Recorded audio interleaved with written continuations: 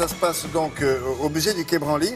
C'est à travers l'art africain du Bon, ça commence très tôt. En fait, dès qu'on a commencé, nous, vers le XVIe siècle, alors quand je dis nous, ce sont les marins, les Portugais, les Espagnols, les Français, etc., à aller coloniser le continent africain, eh bien, évidemment, on a eu un regard sur cet homme nouveau qu'on ne connaissait pas. On a produit des cahiers, des dessins, etc., et on a raconté l'homme noir.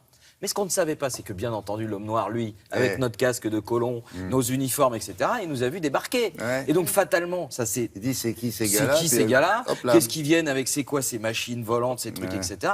Et donc, du coup, ça s'est traduit aussi dans leur art. Bien sûr. Mais ça, c'était un petit peu terra incognita. On ne voulait pas en parler. C'était, bon, on disait, oui, c'est l'art colon. D'un air de dire, c'est pas très, très intéressant finalement. Et surtout, on a commis une erreur magistrale de se dire, ça va forcément être un art à charge. C'est-à-dire que forcément, comme les types ont quand même pris pas mal de coups de matraque sur la tête, évidemment, ça va se ressentir et on va être tous soit ridiculisés, soit grotesques, etc. Et vous allez voir, c'est ce qui est démontré dans cette exposition, c'est très loin d'être le cas.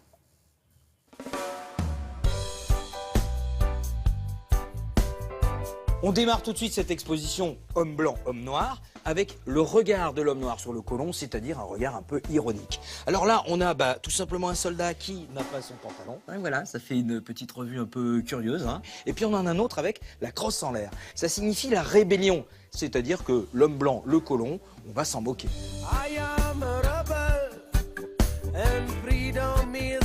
Mais alors, chose plus curieuse, c'est la vitrine appelée chef-d'œuvre, dans laquelle on voit que le casque colonial est rajouté dans des fétiches qu'on a chargés un moment de force. Et là, il n'y a pas d'ironie. Le casque du colon est là pour, au contraire, symboliser la puissance. C'est pas pour s'en moquer.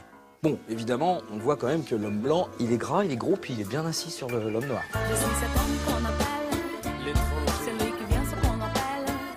Et puis, il y a la rançon de la gloire. Vous avez ici un pagne de Gaulle. Alors on pourrait se dire, oh, dis donc, le général de Gaulle, c'est un manque de respect. Eh bien, pas du tout, au contraire. Et comment on le sait? Tout simplement parce que, regardez, il y a une statue ici qui ressemble au statue Québec avec la tête du général. Et ça, c'est très important parce que ça veut dire que, justement, c'est très sérieux. Et donc, en fait, cet objet, voilà, c'est plutôt une marque de respect.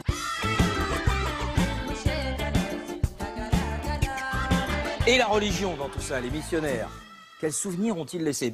Vous allez le voir, en fait, les Africains ont su prendre les symboles, par exemple, du catholicisme, et ils les ont incorporés aux rituels déjà existants en Afrique. Par exemple, vous avez un crucifix qui se retrouve sur une cuillère. Comment? C'est pas possible, c'est manquer de respect complètement. Mais en fait, pas du tout, parce que la cuillère est un objet rituel, magique, et donc le crucifix sur une cuillère, c'est pas forcément de l'ironie. Même chose avec un lance-pierre et une Vierge Marie. Bon, symbole de paix, d'amour... Quand même, là, c'est pas possible. Non, là encore, c'est pour rajouter de la puissance au lance-pierre, c'est-à-dire que c'est un lance-pierre qui va être plus efficace parce que, justement, il y a la Vierge Marie. Bon, cela dit, quand on voit la tête des deux missionnaires là, qui sont représentés ici, on se dit que, bon...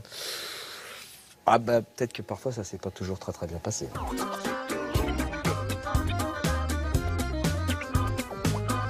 Et pour terminer, sur l'autel de la modernité. Alors là, c'est le blanc qui débarque avec cette technologie, avec ses hélicoptères, avec ses bagnoles qui puent dans la brousse, ou des avions. Premier aéroport Congo-Brazzaville 1930. Eh bien, les artistes africains, en tout cas certains, s'en sont emparés pour en faire regarder cette merveille.